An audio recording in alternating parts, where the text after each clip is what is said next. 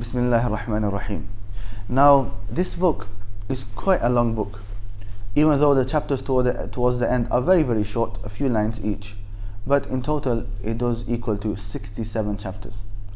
So, it's important to firstly, before studying the book, to have a bird's eye view of the book, so that a person understands exactly what is this book talking about and how they can navigate themselves through this book.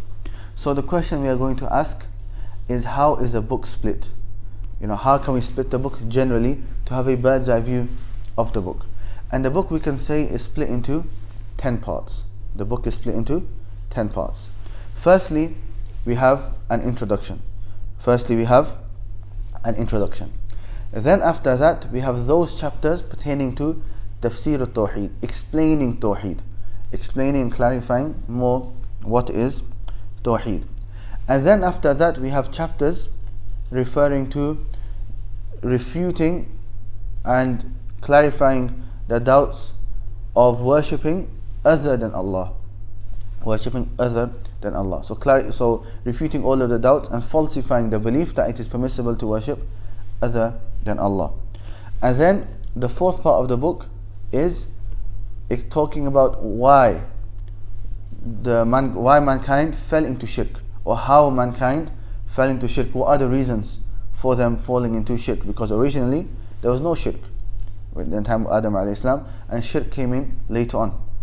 So tawheed went and it became weaker. What were the reasons for that? That is studied in the fourth part of the book. The fifth part of the book is only one chapter, but it is talking about refuting the doubt that shirk cannot take place in this nation. So refuting the doubt that shirk cannot take place in this nation. The sixth part of the book is talking about those satanic actions, meaning certain actions which aren't from tawheed, but these actions in fact are from the acts of shaitan, from Satan, and they are forms of shirk. The seventh part of the book is a'malul qulub, actions of the heart. So for example, love, fear of Allah, having reliance upon Allah, and studying these, and what are the conditions for them, when are they considered shirk and when are they considered from tawheed. And then there's one chapter regarding al-asma wa sifat, the names and attributes of Allah. There's one chapter on this. And then the ninth part of this book is al-manahi al-lafziyah, wordings which are prohibited for a person to say. Why? Because the wordings itself, even though a person may not believe their meaning, the wording themselves are incorrect, and the wordings negate the tawheed of Allah subhanahu wa ta'ala.